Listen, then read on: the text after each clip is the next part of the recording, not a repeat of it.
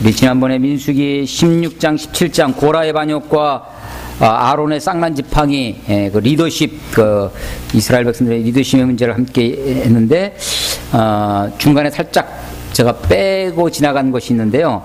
오늘 좀 하도록 하겠습니다. 15장 읽어보겠습니다. 15장 32절부터 41절까지 15장 32절부터 읽겠습니다. 32절부터 제가 한 절 여러분이 한 절 교독하겠습니다. 이스라엘 자손이 광야에 거류할 때 안식일에 어떤 사람이 나무하는 것을 발견한지라.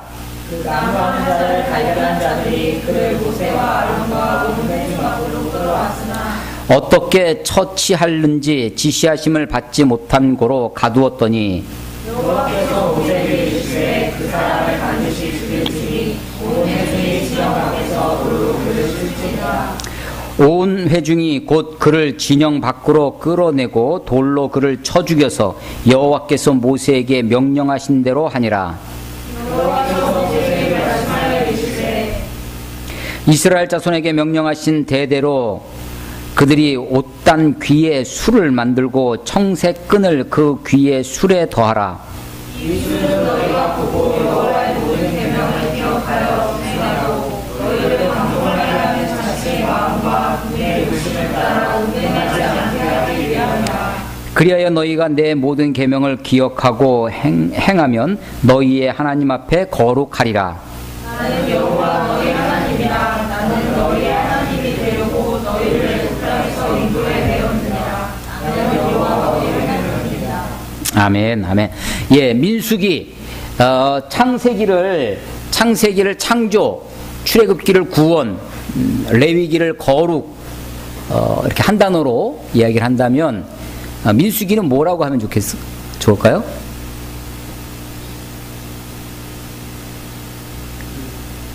눈을 이렇게 한 것은 생각한다는 뜻이죠.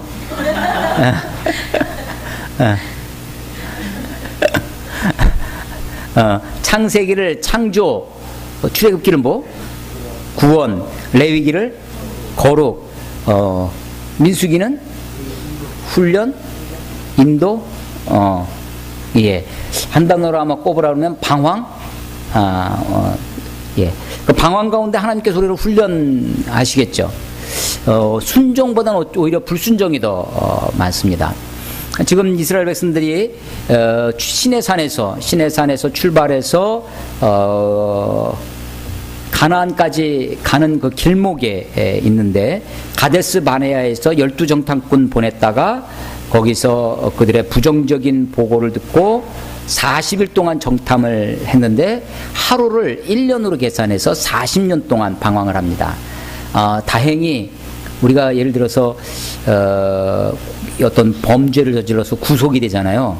구속이 돼서 재판을 받아서 예를 들어서 3년형을 선고를 받았어. 그러면 구속해서 재판이 완료될 때까지 예를 들어서 6개월이 걸렸다. 그럼 이 6개월을 포함해서 3년이 돼야 되겠죠.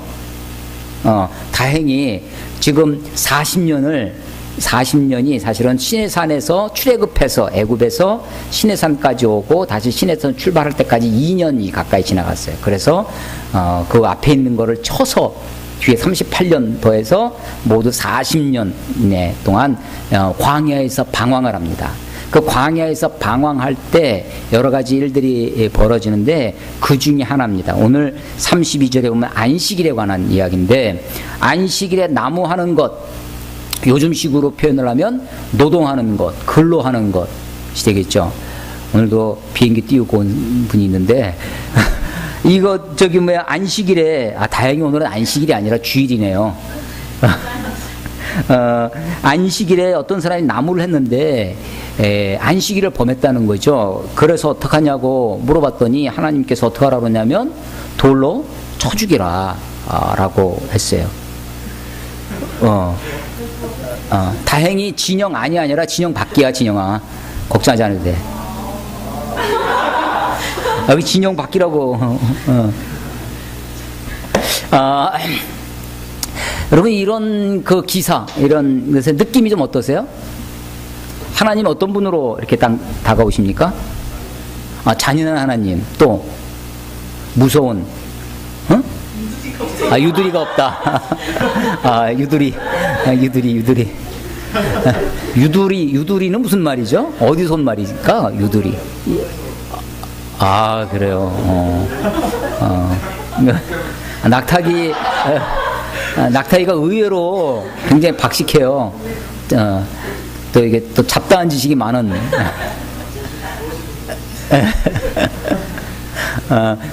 그 하나님이 굉장히 우리를 사랑의 하나님. 그래서 아까 제가 오전 예배 드리면서 이 정경화에 대해서 좀 말씀을 드렸었는데, 성경 특히 이제 구약 39권은 이미 정해져 있었고요. 신약 27권이 정경화, 신약 27권을 모으게 된 계기 중에 하나가 이단 중에 말시온파가 있었어요. 말시온 파가 있었는데, 이 사람이 그러니까 그 헬라 철학의 영향을 받아서 이원론 사상입니다. 그러니까 이원론이라는 게 영은 선하고 좋고, 근데 육체와 물질은 악하고 낮고, 그렇게 나누어서 보는 거예요. 이원론. 그게 이원론인데, 플라톤의 대표적인 사상 이데아가 있잖아요. 이데아가 본질이고 뭐, 그런데 지금 우리가 살고 있는 현상계는 이거는 이데아의 그림자라서 이원론으로 이렇게 설명을 하는 거죠. 그러면 상당히 설명은 쉬워집니다. 우리가 우리에 있는 것들을 설명하고 뭔가 좀 다른 것도 있고, 근데 거기에 이제 영향을 받아서 말시온이라는 사람이 그 이원론을 가지고 기독교를 설명을 하려고 한 이단 중에 하나예요. 그래서 어떻게 하냐면 구약의 하나님과 신약의 하나님을 나눕니다. 구약의 하나님은 창조의 하나님인데 이 물질 세계를 창조했어. 이 물질이 악한 거야. 이 물질이 낮은 거야. 육체가 악하고 육체가 나쁜 건데 이 육체를 창조했대. 그러니까 그 하나님, 그 구약의 하나님은 좀 저급한 하나님이 돼요. 그 구약의 하나님은 엄격한 하나님, 좀 좋게 얘기하면 공의의 하나님, 심판의 하나님. 신약의 하나님은 십자가의 하나님, 용서의 하나님, 사랑의 하나님. 그 십자가의 하나님이 좋은 하나님. 그 예수님이 그 하나님이라는 거예요. 예수님이 굉장히 좋게 얘기하는 것 같죠? 근데 그 하나님이 육체를 갖고 오셨대. 육체는 더럽고 추하고 악한 건데, 그러니까 그 육체는 진짜가 아니다. 가짜다.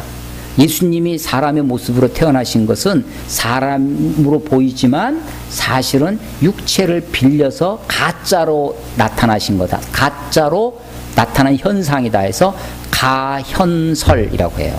가현설. 도세티즘이라고 하는데, 그러니까 예수님이 부활하신 그것도 뭐 가짜고, 우리가 부활할 때 육체로 부활한다. 아니, 육체가 악한 건데 육체로 부활하다니. 그렇지 않고 영만 부활한다. 이게 말시온파 이단입니다.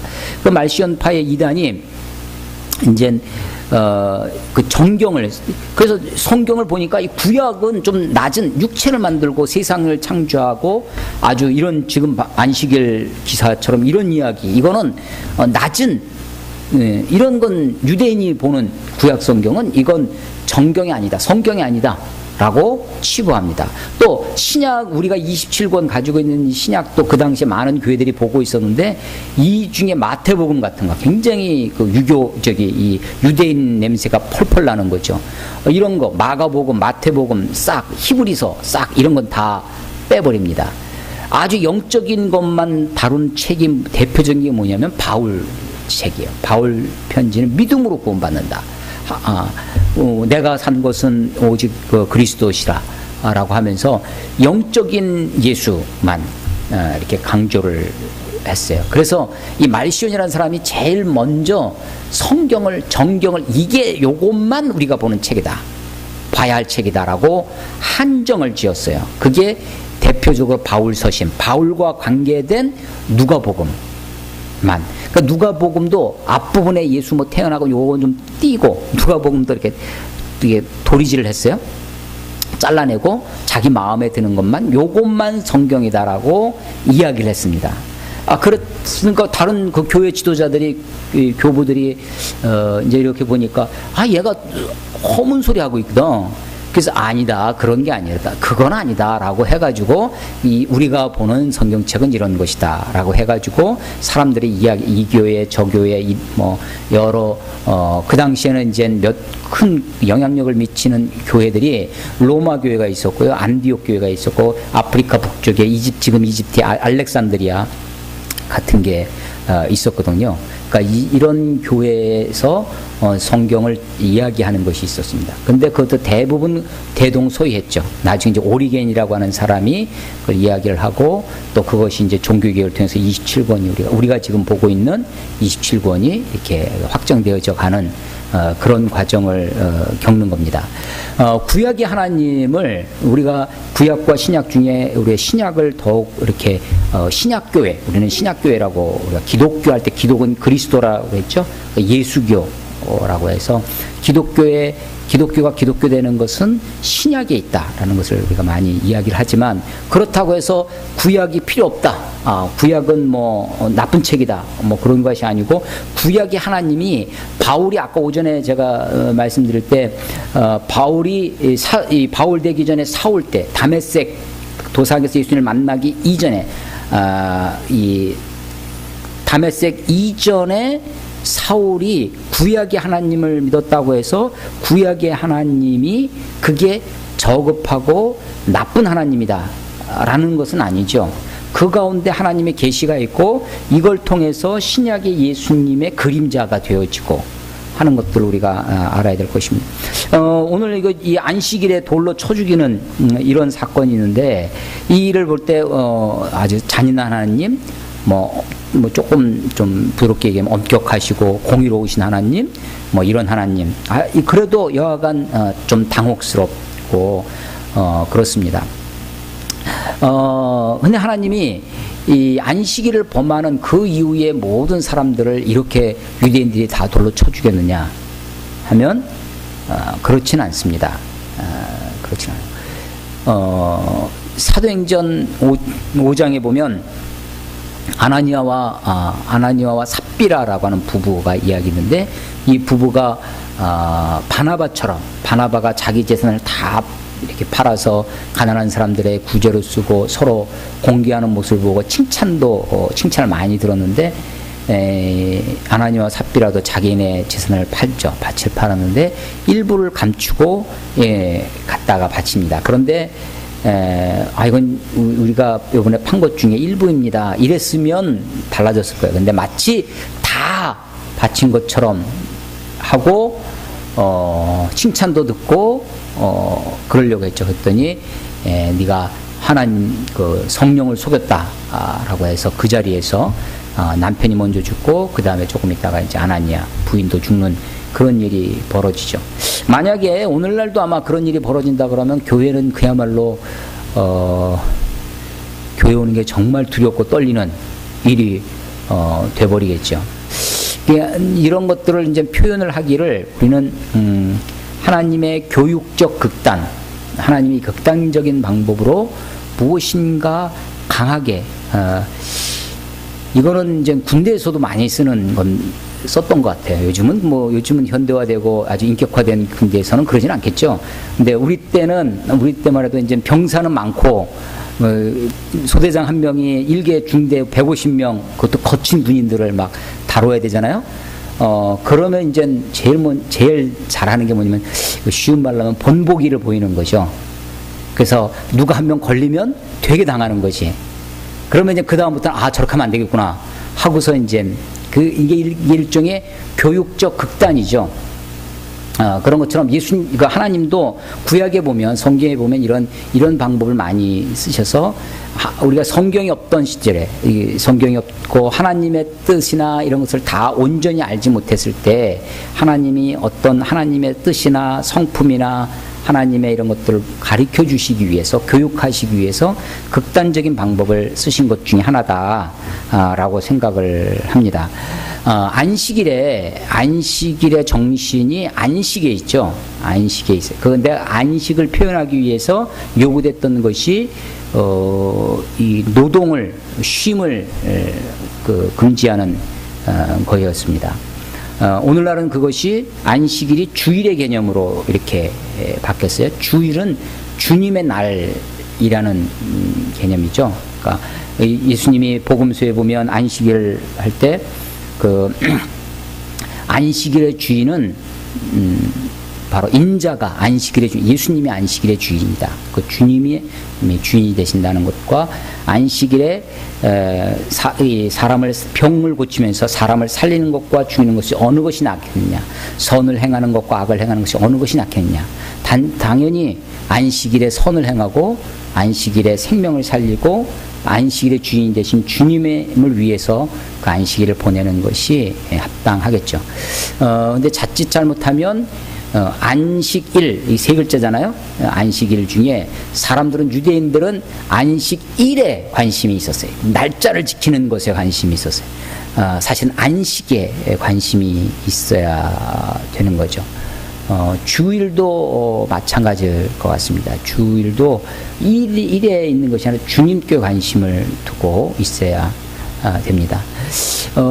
이제 저도 이제 교회를 이제 담임 목회를 하면서 저도 이제 이런 말을 나도 이제 조심해야 될 때가 돼가고 있지만, 이제 과거에 이렇게 보면 주일날 교회에 너무, 우리 교회도 그럴 때가 있기는 하죠.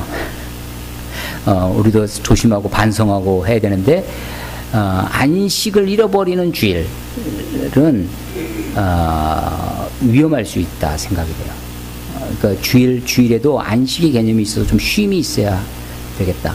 근데 쉰다고 하는 것이 아무것도 안 하고 그냥 자기 마음대로 하고 싶은 대로 하는 것이 안식이냐면 그건 아니고, 주님의 날이니까 주님을 위해서 할 수 있는 것, 주님을 위해서, 그래서 이것이 적절하게 이렇게 이루어져야 좋은 주일 보내기가 될 것이다 라고 생각되고, 주일을 개인이 뭐 혹시 집에서 인터넷이나 뭐 이렇게 뭐 말씀 듣고 찬양하고 기도할 수는 있겠죠. 그런데 공동체가 함께 모여서 주일을 보내는 것, 이런 것이 훨씬 더 의미가 있겠다라고 생각을 합니다. 안식일이 우리가 10계명 중에 1계명부터 4계명까지 있고 5계명부터 10계명 이렇게 이게 다 처음 10계명의 1, 2, 3계명은 위에 이거는 하지 말라는 것입니다. 나 위에 다른 신을 두지 말지니라, 뭐 하나님의 이름을 망령되이 일컫지 말라, 뭐 하나님 형상을 만들지 말라인데, 요게 다 첫 번째 네 가지가 대신 하나님과 관계된 개념이고, 이게 대인 사람과 관계된 계명이에요. 그런데 이 5계명은 내 부모를 공경하라. 4계명이 안식일을 거룩히 지켜라 라는 거예요. 나머지 6계명부터 10계명까지가 다 부정명령입니다. 하지 마라. 1계명부터 3계명도 뭐 하지 마라 라는 건데, 긍정계명, 뭐뭐 해라 라는 것이 두 개 있다는 거죠. 안식일 개념이랑 부모를 공경하라. 이것이 다른 계명들을 이끌어가는, 다른 계명을 온전케 하는 그런 계명에 해당됩니다. 그러니까 하나님께 대해서, 우리가 하나님께 대해서 온전히 배우고 하나님을 기억하고 하나님 앞에 자기를 헌신하고 하는 것들을 배우는 것 중에 하나가 뭐냐면, 일주일에 하루씩 안식일을 지킴으로, 그래서 안식일 교육, 주일을 지키는 것, 주일을 습관하는 것들이 굉장히 중요한 우리의 신앙의 기본이 되는 계명 중에 하나고, 대인관계에서도 이 부모를 공경하라, 이것만 긍정 계명인데, 나머지는 다 살인하지 말라, 거짓 증거하지 마라, 뭐 간음하지 말라, 뭐 도둑질하지 말라, 하지 말라는 것 중에서도 이것이 나머지 계명들을 이끌어가는 그런 계명이다 라고 하는 겁니다. 그 사람을 돌로 치라라고 하는 그 명령이 이렇게 주어지죠. 안식일을 범한 사람 앞에. 거기에다가 그것과 우리의 생각이, 우리의 감정이 충돌합니다. 아니, 그렇다고 생사람을 돌로 칠 수 있을까? 그 안식일을 범한 것이 적극적으로 악을, 다른 사람의 다른 사람 걸 도둑질했다든지, 혹은 뭐 악을 저지른 것이 아님에도 불구하고 이 계명을 범한 것에 대해서 돌로 쳐 죽이라고 하는 명령과 내 생각이 충돌을 해요. 내 기분, 내 감정, 내 상식과 말씀이 부딪힙니다. 이때 우리가 내 생각을 내려놓고 내 감정이나 내 기분을 내려놓고 말씀에 순종하느냐. 그래서 36절 보면 온 회중이 곧 그를 진영 밖으로 끌어내고 돌로 그를 쳐 죽여서 여호와께서 모세에게 명령하신 대로 하니라. 명령하신 대로 행했다라고 하죠. 이렇게 돌로 칠 때 물론 여러 사람이 회중이 군중이 하기 때문에 이게 뭐 죄의식이나 이런 것이 훨씬 덜 할 수도 있을 거예요. 근데 이게 첫 번째 돌을 던지는 사람 이게 다릅니다. 그 총살 옛날에 그 교수형 기전에 총살형 할 때 이게 총이 이게 그 누구 총에 맞아 죽느냐 내 총에 맞아 한 사람 이게 총살하는 거는 굉장히 힘들다고 그래요. 못하는 거야. 생사람을 세워놓고 쏘는 게. 근데 여러 명이 있어서 한 명을 맞추는 거니까 내 총이 아니라 다른 사람 총이 맞았다라고 생각을 스스로 위안을 하는 거죠. 군중이니까 훨씬 더 이렇게 인터넷에서 가끔 요즘도 인터넷에서 특히 이슬람권에서 이런 그 돌로 사람을 인치를 가하는 그런 영상들 이런 것들이 간혹 이렇게 나올 때가 있는데 이게 쉬운 것이 아닙니다. 보통 정신 가지고 못하는 거죠. 근데 이 이스라엘 백성들이 하나님의 말씀 앞에 자기의 생각이나 감정이나 기분을 내려놓고 주의 말씀에 순종하고 복종했다라고 하는 이런 사실을 우리가 좀 더 묵상하게 됩니다. 그 다음에 37절부터 41절은 이것과 붙어서 있어요. 이거는 의복에 관한 규정 중에 하나인데 의복, 옷 끝에 그 양복 같은 데 보면 끝 단이 있잖아요. 그 단 귀에다가 끝에다가 술을 달아라. 마시는 술이 아니라 이렇게 끈에다가 이렇게 달리는 거 있죠. 응원할 때 마치는 거 그 술 하는 것처럼 끝에다가 청색끈으로 술을 달아라라고 하는 거예요. 그래서 이것을 볼 때마다 청색끈을 볼 때마다 옷 끝에 청색끈을 볼 때마다 하나님의 계명을 생각하라라는 것입니다. 39절 보면요. 이 술은 너희가 보고 여호와의 모든 계명을 기억하고 준행하고 너희를 방종하게 하는 자신의 마음과 눈의 욕심을 따라 음행하지 않게 하기 위함이라. 그래야 너희가 내 모든 계명을 기억하고 행하면 너희 하나님 앞에 거룩하리라. 예. 하나님이 우리가 이 행함으로 하나님 앞에 온전해지기를, 행함으로 우리가 거룩해지기를 원하시는데 우리가 굉장히 연약하다는 것을 잘 아십니다.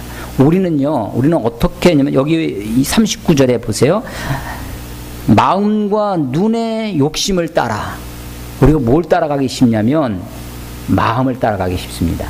내 마음대로. 사람들은 자기 마음대로 하는 거를 정직하다고 하죠. 그리고 정직하게 사는 것을 굉장히 높은 가치로 하는데, 물론 우리가 온전하고 완전한 사람이라면 그런데 우리의 마음이 타락한, 우리의 마음이 오염된, 우리의 마음이 하나님의 생명의 근원에서부터 떨어져 나온 실낙원한 그런 마음이죠. 그 마음을 따라 본능에 충실한 그런 삶, 우리의 감정이나 우리의 생각이 아니라 하나님의 말씀을 따라 살아야 되는데 이 마음과 눈의 욕심을 따라 행합니다. 근데 여기 보면 눈의 욕심을 따라, 이 마음과 눈이 아주 밀접한 관계가 있는 것 같아요. 내가 무엇을 보고 사느냐, 이 마음과 눈의 욕심을 따라 음행하지 않게 하기 위해서 그 청색 술을 옷에다 다는 거죠. 그래서 그 옷을 청색수를 볼 때마다 내가 하나님의 말씀을 따라 살아야 한다. 하나님의 말씀을 따라 살아야 한다는 것을 하나님이 시청각 교육을 하시는 거예요. 하나님의 이 교육이 구약 성경을 이제 교육학적인 면에서 이렇게 성경을 읽어보면 하나님이 아주 곳곳에 이렇게 교육적인 장치, 교육적인 배려를 특별히 많이 하시고 시각적인 이런 장치를 마련해 놓으신 것을 보게 됩니다. 하나님의 말씀을 기억하고. 근데 우리는 그래서 우리도요 이거를 좀 흉내낼 수도 있어요. 우리가 하나님의 말씀을 기억하기 여기요. 내가 그냥 있으면 세상의 교훈들, 세상의 어떤 풍조, 세상 것들 우리가 보고 늘 보는 게 세상이고 듣는 게 세상의 메시지인데, 우리가 곳곳에 예를 들면 성경 말씀을 읽고 귀한 말씀이 있으면 마음에 와닿는 말씀 적어서 포스트잇에 써서 책상 앞에 붙여놓는다든지, 책을 살면 맨 앞에 성경 구절 적는다든지, 뭐 책을 읽을 때마다 이 뭔가 자기의 내 이 시가 내 눈에 보이는 것을, 우리 주일학교에서 부르는 노래 중에 너의 눈이 보는 것을 조심해, 이런 노래 혹시 아세요? 너의 눈이 보는 것을 조심해 빰빰. 그런 노래 그런 거 처음 들어봐요? 우리 전문가 우리 그런 거 비슷한 노래 있죠? 없어요? 있는데 너의 눈이 보는 것을 조심해. 너의 눈이 보는 것을 조심해, 이렇게 하는 노래 있어요. 이 마음과 눈이 아주 밀접한 관계가 있고, 마음과 눈의 욕심을 따라 음행하지 않게 하려 함이라라고 하는 거죠.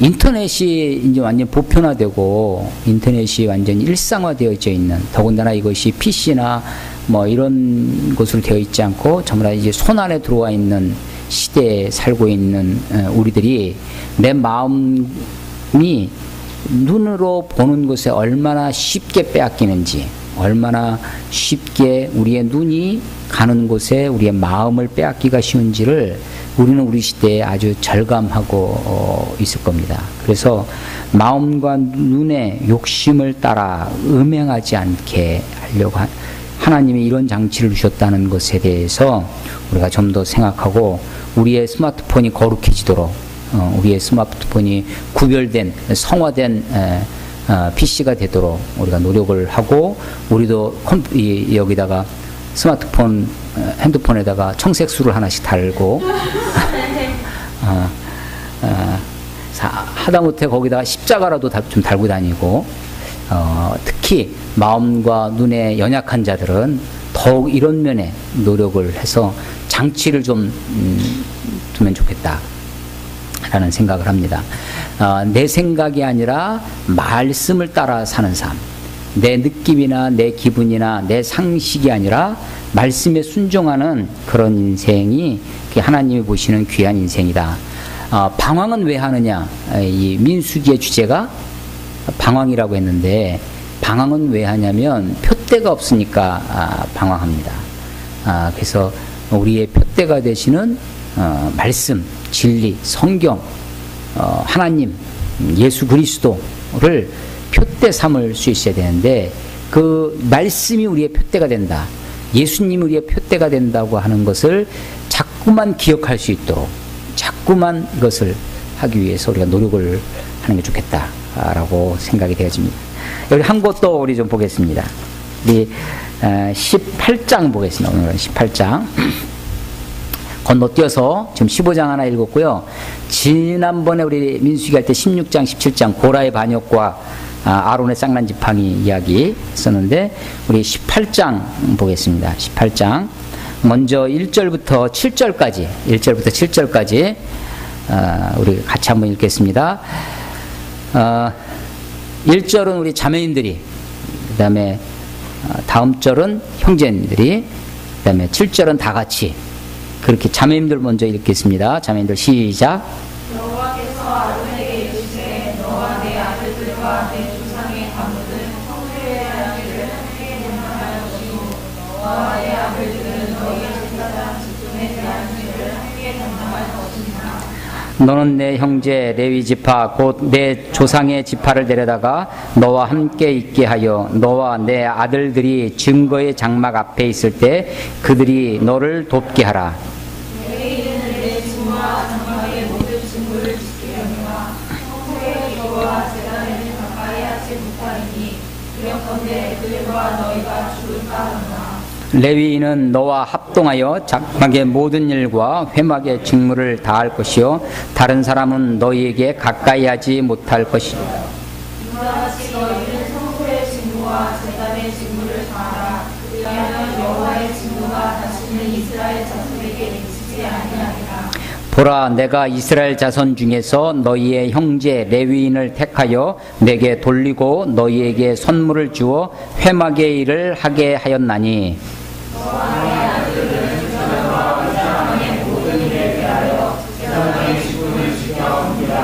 내가 제사장의 직분을 너희에게 선물로 주었은즉 거기 가까이 하는 레위인은 주를 나눠주라. 아멘, 아멘. 7절 하반절에 보면 제사장 직분을 어떻게 주셨다고 그래요? 선물로 주셨대요. 선물로.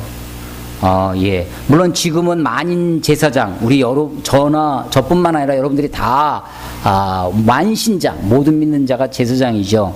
그런데 구약에 이렇게 직분을 맡는 것이, 제사장 직분을 맡는 것이 하나님 우리들에게 선물로 주셨다라고 하는 것입니다.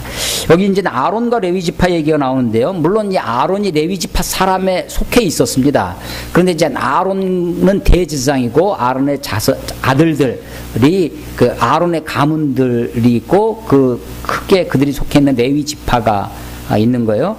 자, 18장 1절에 보면 아론에게 이르시되 너와 내 아들들 이들은 내 조상의 가문은 성소에 대한 죄를 함께 감당, 성소를 섬깁니다. 2절에 나와 있는 형제 레위 지파는 그들을 돕게 하는 거예요. 아론과 그 아들들을 돕는 구조예요. 3절 보시면요, 3절 레위인은 그 직무와 장막의 모든 직무를 지키려니와 성소의 기구와 제단에는 가까이 하지 못하리니. 그러니까 성소와 제단에 있는 거는 아론과 그의 아들들이 하고 장막이라든지 그 주변 것들을 돕는데 레위인들이 했다라는 것을 알 수 있죠. 이 레위인들도 4절에 보면요, 레위인은 너와 합동하여 장막의 모든 일과 회막의 직무를 다할 것이요 다른 사람은 너희에게 가까이 하지 못할 것이라. 그러니까 일반 이스라엘 백성들과 레위인이 구별됐습니다. 일반 사람들이 이 장막과 성소의 일을 함부로 하지 못하도록 그렇게 구별되어 있었고요. 또 그 중에서도 성소와 제단에 관계돼서는 아론과 그의 아들들만 하도록 그렇게 구별이 되어 있었다. 이렇게 구별시키는 이유는 구별을 통해서 하나님이 교육하려고 하는 것이 뭐였냐면 거룩하다고 하는 것. 그들이 맡고 있는 이 성소의 직무가, 제단의 직무가 이 지성소와 그 안에 있는 것들이 정말로 거룩하다라고 하는 것을 하나님이 교육하시기 위한 그런 방편이었다라고 하는 것입니다. 자, 이제 이 레위인들이 있고 레위인 안에 그 제사장 그룹 아론과 그 아들들이 있었죠. 이스라엘 12지파가 있는데 12지파들이 이스라엘 가나안 땅에 정복해서 다 땅을 분배받습니다. 그런데 이 중에 첫 번째 루벤부터 두 번째 시므온, 세 번째가 레위 지파입니다. 레위 지파인데 이 레위 지파 속에 아론이 있었고 모세도 이 지파에 속했죠. 형제니까. 근데 아론과 그의 자손들이 아들들이 제사장 역할을 하고 이 레위인들은 그를 돕는 성소를 돕는 일을 했다라고 하는 거예요. 나중에 땅을 분배받을 때 나머지 12지파가 다 땅을 분배받는데 레위 지파는 땅을 분배받지 못합니다. 다시 말해서 이걸 성경의 표현으로 그들의 목 혹은 분깃이라고 하고 다른 말로 기업이라고, 우리는 기업하면 엔터프라이즈, 우리 회사 기업 이런 걸 얘기하는데 하나님이 마치 그 지파의 유산처럼 주시는 것이죠. 하나님이 이것을 분깃이 없어요. 땅을 분배받지 못한다는 얘기는 이 사람들이 이게 없습니다. 땅이 없다는 얘기는 기업이 없는 거야. 그러면 오늘날 기업체가 없으면 생산하는 것이 없는 것처럼 이들은 먹고 살 길이 없습니다. 그래서 이제 이들과 관계된 것들을 읽어보도록 하겠습니다. 이거 18장 넘어가서 15절 봐보세요. 15절 15절 같이 읽어보겠습니다. 시작. 여호와께 드리는 모든 생물의 처음 나는 것은 사람이나 짐승이나 다 내 것이로되 처음 태어난 사람은 반드시 대속할 것이요 처음 태어난 부정한 짐승도 대속할 것이며. 예, 여기 보면 하나님께서 처음 태어난 걸 세 글자로 뭐라 그래요? 초태생이라고 하는데, 초태생을 다 하나님이 자기 것이라고 하는 거예요. 처음 나는 것은 다 내 것이라 하나님이 소유권을 주장을 해요. 이것은 이유가 있는 겁니다. 어디서 연유했죠? 초태생을 하나님이 하나님 거라고 주장하시는 유월절에, 그렇죠. 유월절에 초태생을 다 죽일 때 하나님 살려주셨기 때문에 초태생을, 그런데 초태생이 12지파에 다 흩어져 있는 거죠. 다 초태생이 있는 거야. 근데 얘네들을 집합시키면 다 이쪽 집안 저쪽 집안 이 지파 저 지파에서 오면 오합지졸이 되죠. 그러니까 그래서 하나님이 참 지혜롭게 어떻게 하냐면 이 초태생들을 대신해서 레위 지파를 받으셨어요.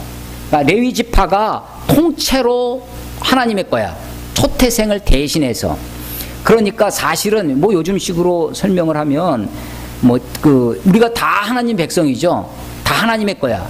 근데 하나님이 예를 들어서 목회자만 내 것이다, 뭐 이런 식으로 설명을 할 수도 있겠죠.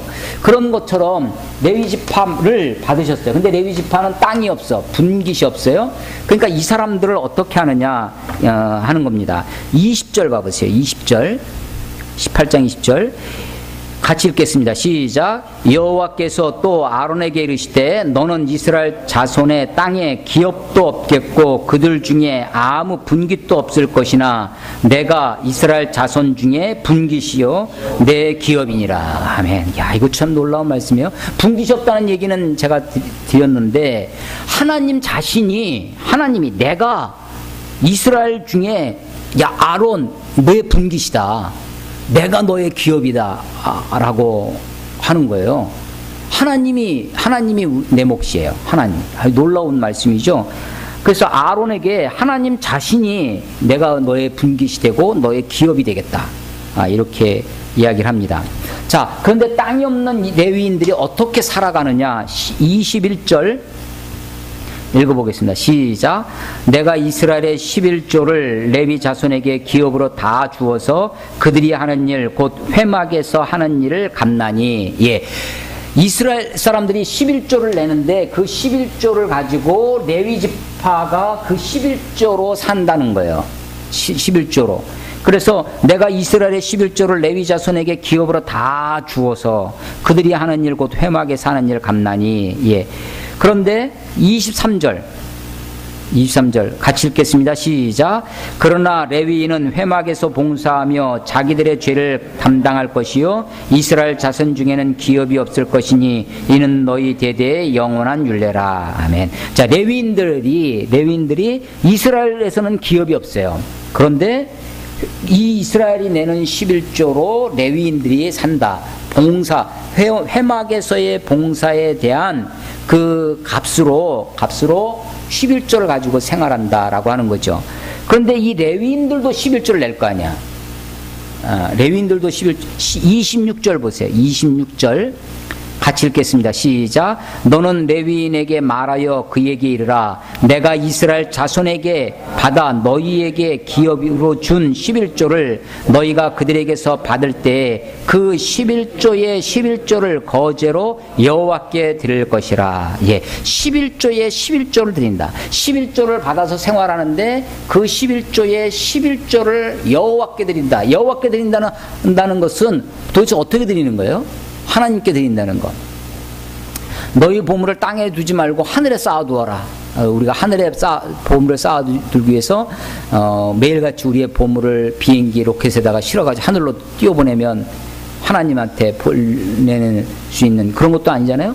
하나님께 드린다라고 했을 때 레위인들이 11조의 11조를 하나님께 드리는데 그 11조를 하나님께 드린다는 얘기는 하나님께 거제로 드린다는 것은 거자는 거수, 손을, 제사를 하나님께 올려드린다는 거예요. 이거 하나님께 드린다라는 것처럼 옛날에 제가 아주 어렸을 때 본 영화 중에 쿤타킨테 뿔이라는 영화가 있었어요.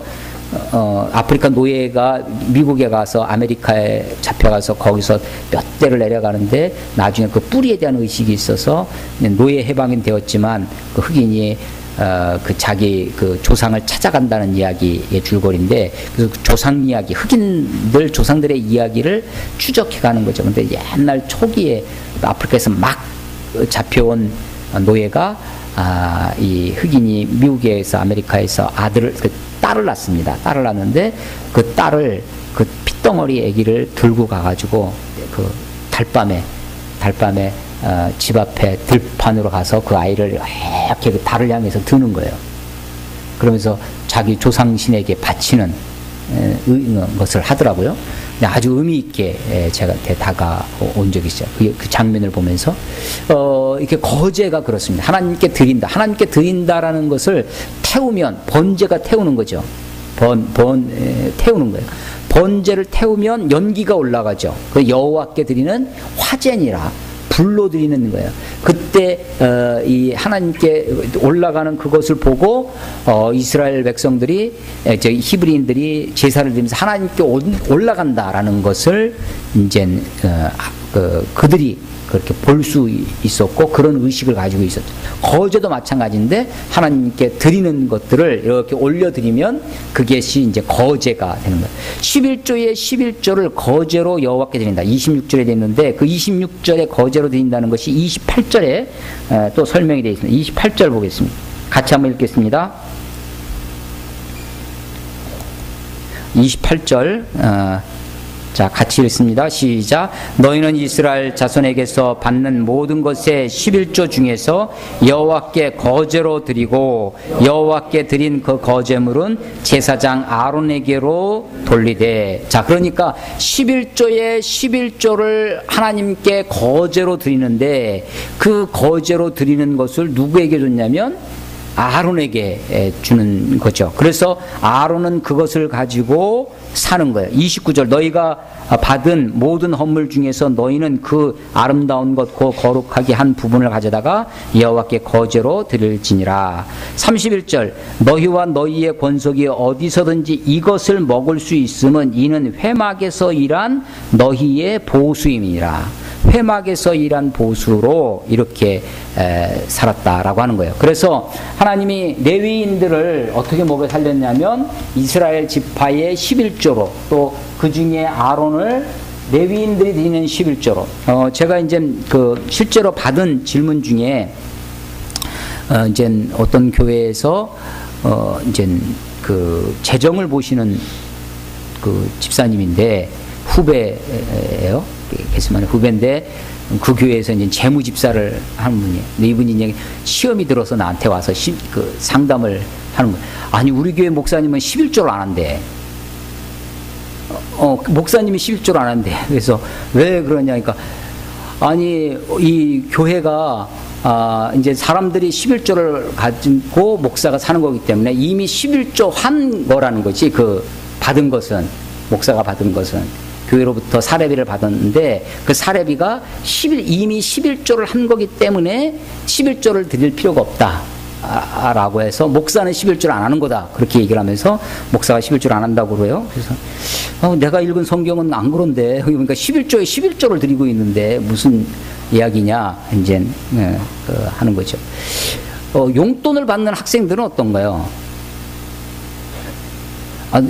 나도 11조를 하고 우리 아이들한테 용돈을 주죠. 그러면 아이들이 이미 11조를 한 것에 그래서 또 11조를 띄면 이중과세 아니냐.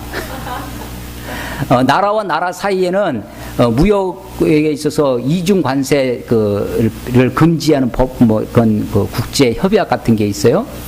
그런데 하나님은 11조에 11조로 이렇게 했다라고 하는 것을 우리가 기억을 해둘 필요가 있습니다. 저는 용돈도 11조를 해야 된다라고 생각을 해요. 수입이니까 수입에 대해서 하는 거죠. 목회자도 당연히 11조를 해야죠. 여기서 보는 것처럼 그렇게 생각되어집니다. 요즘 이제 그 페이스북이라든지 뭐 이런데 그 이렇게 뭐 개혁신앙 뭐 해가지고 뭐 그런 그룹들이 좀 있는데, 거기에 보면 이제 11조에 관한 문제가 좀 나오는데, 11조는 구약이다. 이 구약, 이거 율법적인 가르침이지 신약이 없다.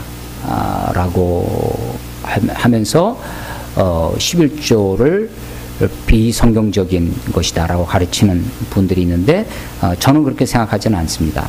11조는 율법 이전에 있었어요. 율법은 신의 산, 십계명으로 대표되는 모세 때 주어지는 것인데, 십계명의 11조의 전통은 모세보다 훨씬 앞선 아브라함이 멜기세덱의 11조를 드립니다. 아브라함의 정신이죠. 아브라함은 우리가 하나님과 이스라엘 백성들 사이에 중요한 개념이 언약이라는 개념이에요. 언약의 백성, 하나님의 언약 관계. 근데 이 언약은 두 가지가 있습니다. 하나는 조건부 언약이 있고, 또 하나는 무조건적인 언약이 있어요. 이 신해산 언약은, 신해산 계약은 대표적으로 뭐뭐 해라 그러면 뭐뭐 한다, 뭐뭐 하지 말아라 그러면 뭐뭐 한다 라는 조건부 언약입니다. 그런 걸 행위 언약이라고 할 수 있는 거죠. 행위가 조건이 달려져 있는 거예요. 그런데 아브라함 언약 혹은 그 앞에 노아의 언약 같은 거는 인간이 어떻게 하느냐에 달려있지 않습니다. 무조건적인 언약, 그건 은혜의 언약이죠. 이 아브라함이 하나님께 11조를 했고요. 야곱이 베델에서 하나님 나를 무사히 돌아오게 하시면 내가 여기에 여호와의 집, 여호와의 전을 세우겠다. 여호와의 집이라는 뜻의 베델이라고 하는 것을 세우겠다고 하면서 내가 하나님께 11조를 드리겠나이다 라고 야곱이 서약을 하는 것이 11조예요. 그러니까 율법보다 앞서 있는 것이 11조의 정신이다 라고 생각을 하고요. 마태복음 한번 찾아보겠습니다. 신약성경 마태복음 23장 23절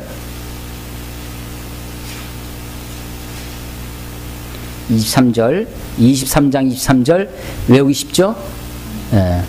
3월 23일 그죠? 23절 우리 같이 읽어보겠습니다. 시작.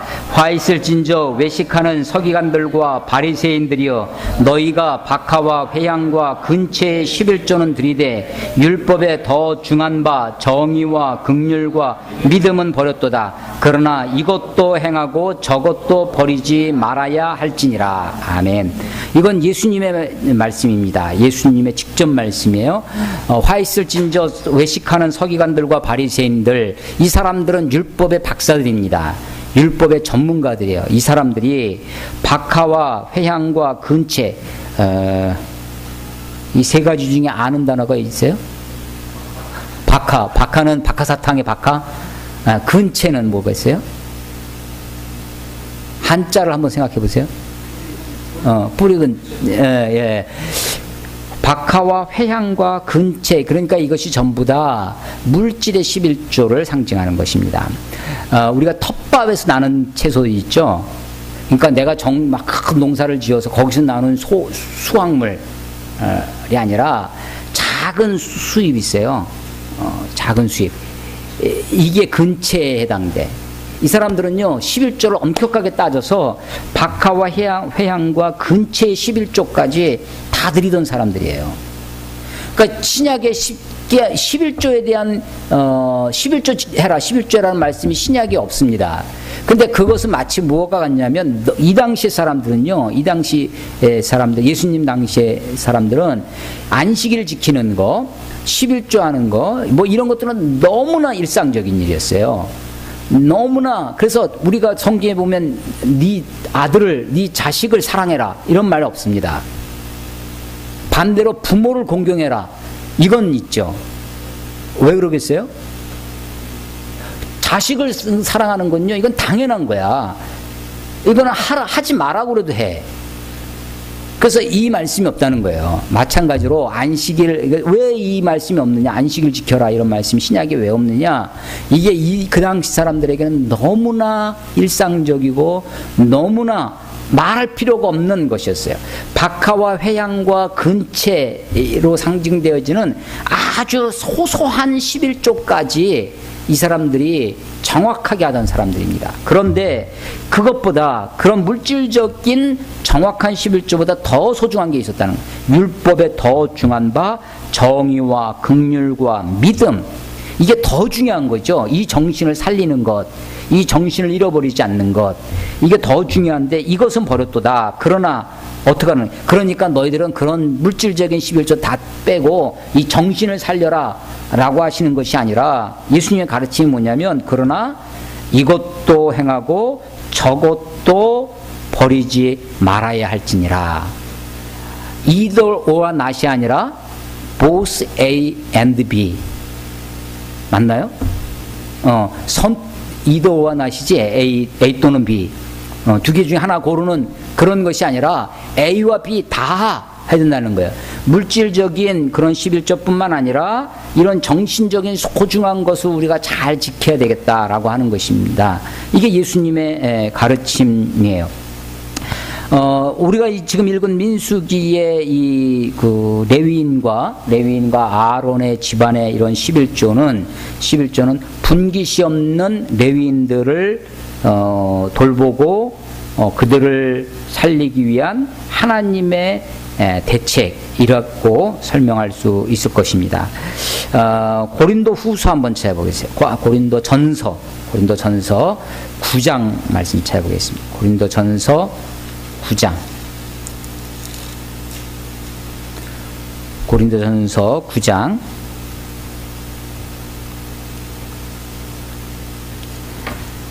고린도전서 9장 13절 14절. 13절 14절 같이 읽겠습니다. 시작. 성전의 일을 하는 이들은 성전에서 나는 것을 먹으며 제단에서 섬기는 이들은 제단과 함께 나누는 것을 너희가 알지 못하느냐. 이와 같이 주께서도 복음 전하는 자들이 복음으로 말미암아 살리라 명하셨느니라. 아멘. 예.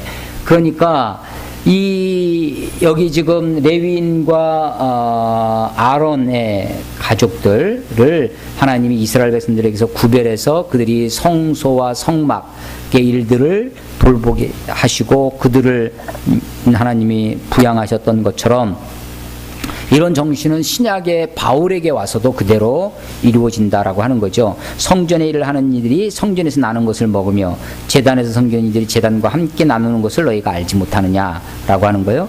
이것은 바울이 지금 그 말을 하는 것을 더 뿌리로 구약의 말씀으로 율법에서 찾고 있어요. 그 고린도전서 9장 피고 있나요? 네, 9장 9절 말씀 잘 보겠습니다. 9장 9절 같이 읽겠습니다. 시작. 모세의 율법에 곡식을 밟아 떠는 소에게 망을 씌우지 말라 기록하였으니 하나님께서 어찌 소들을 위하여 염려하심이냐. 예.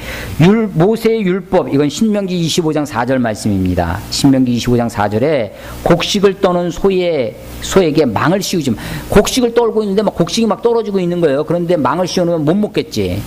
근데 망을 씌우지 말고 떨어지는 그것을 소가 먹게 하라는 거죠. 곡식 떠는 소에 망을 씌우지 말라. 그런데 이 말은 곡식을 떠는 소를 염려해서 하는 말이 아니라, 소보다도 소를 염려하신 것이 아니라 뒤에 그 13장 14절 읽은 것처럼 성전에서 일하는 자들, 성소에서 봉사하는 레위인과 또 아론의 가족들을 위한 하나님의 말씀이다라고 하는 것입니다.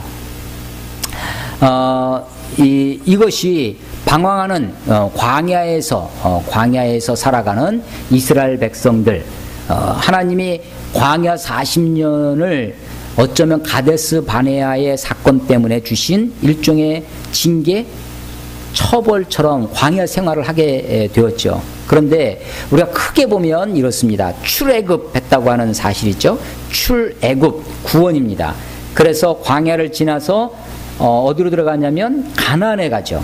근데 이 가나안은 마치 무엇과 같냐면 우리가 천국에 가는 것 같습니다. 그래서 요단강을 건너 가나안에 들어가는데 요단강 건너가 만날이. 우리 장례식 가면 많이 부르잖아요.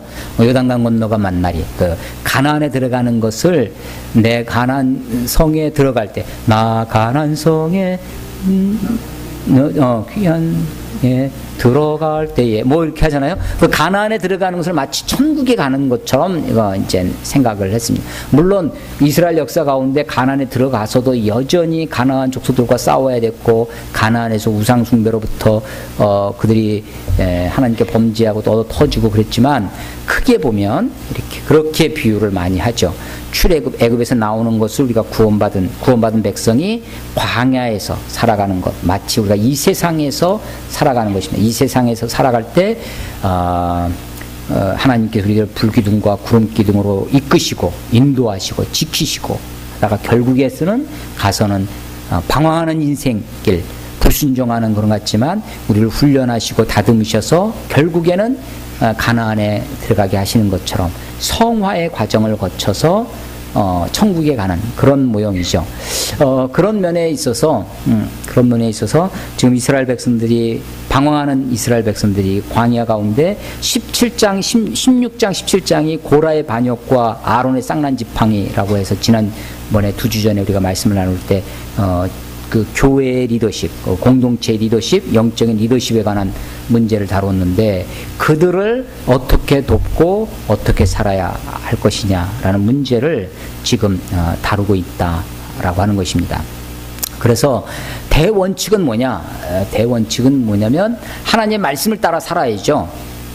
그것이 아주 엄격하게 내 생각이나 내 기분에 반하는 것이라 할지라도 그게 안식일을 범한 자를 돌로 쳐 죽이는 그런 일이라 할지라도 말씀을 따라 살아야 된다. 근데 그 말씀을 따라 사는 것이 우리가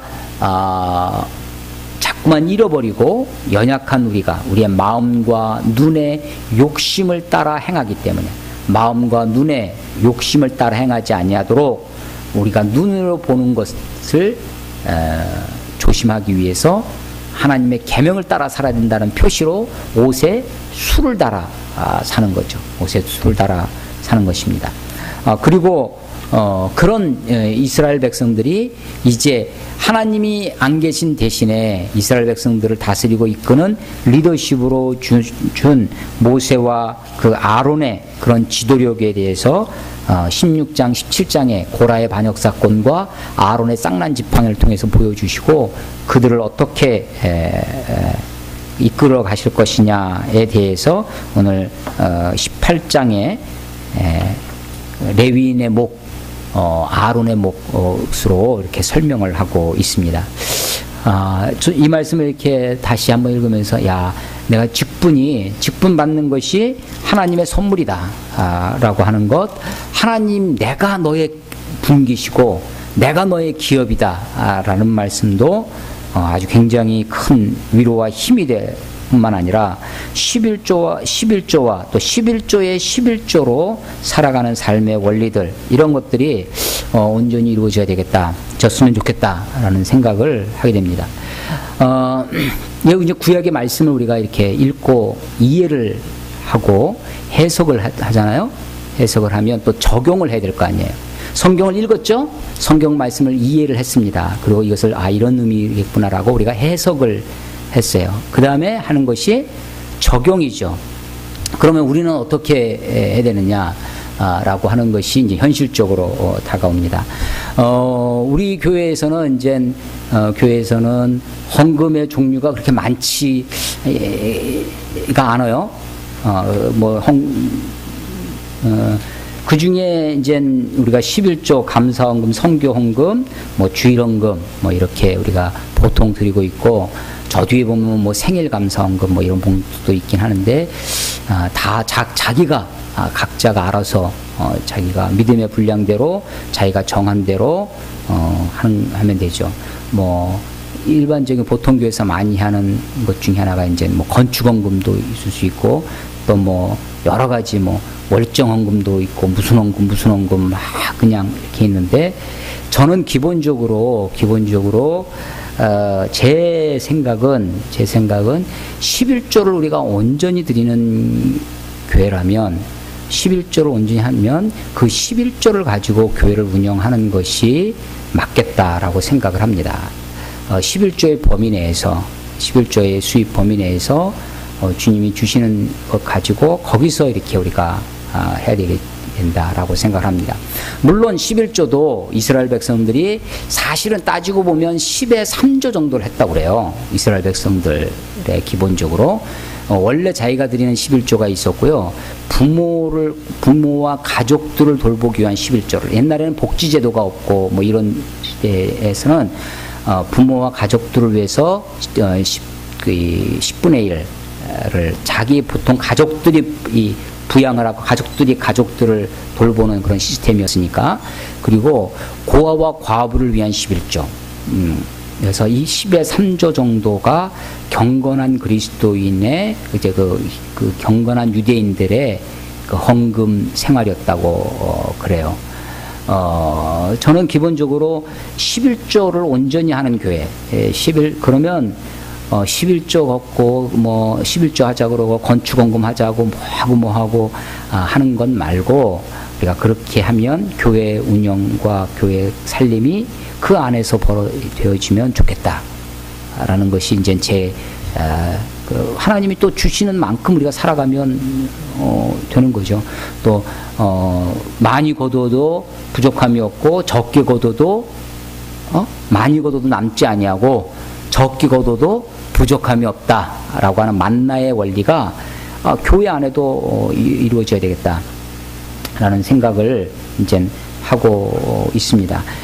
그러면서 이제 저 교회에서 이제 선교원금 봉투는 따로 이렇게 했는데, 우리가 무엇인가 우리 선교의 안목을 가지고 그런 마음을 가지고 마음을 좀 모으고 그렇게 하면 좋겠다라는 생각에서 이제 선교원금 봉투를 다 마련해서, 이것도 여러분들이 정하신 대로 하면 되겠지만 그 안에서 하면 좋겠다라는 생각을 좀 갖고요. 오늘 주보에 그 결산지를 이렇게 실어서 했는데, 보면 우리가 지출한 것을 보면 선교비의 비중이 이렇게 높지가 않아요. 왜냐하면 총액이 작기 때문에 교회 살림하고 뭐 하는 것 빼고 적은 비율이 외부로 나가는 것인데, 이거를 우리가 좀 더 높일 수 있으면 좋겠다 하는 것이 이제 기도 제목이고요. 작년에 보면 선교원금으로 들어온 것보다 선교원금으로 나간 것이 좀 적었어요. 그래서 이거는 좀 그렇다. 그래서 들어온 만큼은 나가게 해야 되겠다. 이제 그런 원칙을 좀 세워서 하려고 합니다. 그리고 우리가 이제 처음에 여기 가까운 율전 초등학교에 그 점심 결식 아동들을 돕는 일을 교회에서 처음에 했었는데, 그게 이제 그리고 나서 한 1, 2년 하다가 무상급식 이런 얘기가 나오면서 정부에서 다 이제 무상급식을 하니까 굳이 교회에서 우리가 그 의사를 밝혔더니 이런 사람 학생들 이름을 주면서 이 아이들은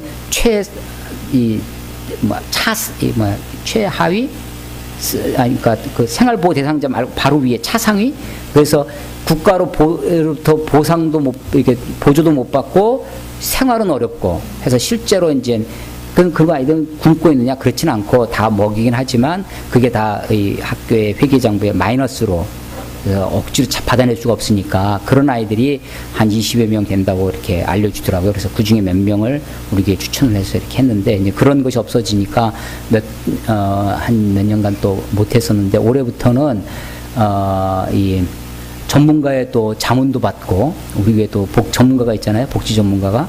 그래서 자문도 받고 그래서 우리 그런 국제 그런 그 구호 단체 중에 기아 대책에서 그 1:1 결연 국제 아동 결연을 신청을 해놨어요. 그래서 이 장년부에서 1명, 청년부에서 2명, 청년부 1청년, 2청년 1명씩 조만간 그 아이들을 선정해서 통보를 해준다고 그러더라고요.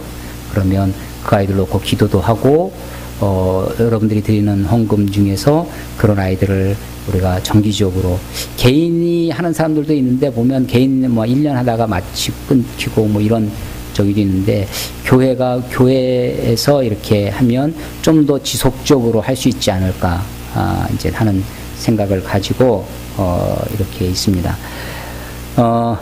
그리고 이제 우리 지난 크리스마스 때 우리 청년들이 이제 교회에서는 돈만 대고 청년들이 직접 그 추운 날 선물 사서 이렇게 여기 독거노인들 이 동사무소에서 알려주신 할아버지 할머니들에게 방문하고 인사드리고 이렇게 하는 일을 했었는데 우리가 무엇인가 이런 일들을 좀 우리가 사실 이런 일을 하는 것도 쉽지가 않아요. 여러 가지 지혜도 필요하고 경험도 필요하고 그렇습니다. 그래서 이런 일들이 잘 이루어질 수 있었으면 좋겠다 생각이 되어지고 우리가 좀 더 외부적으로 선교사를 돕는 일이라든지 뭐 예를 들면 우리 뭐 겟세마네 출신 선교사들도 여러 명이 있지만 그분들을 다 돕지는 못해도 우리 침례교 선교사님들만이라도 우리 같은 교단에 있는 분들만이라도 우리 교회가 좀 더 감당을 하고 또 좀 돕고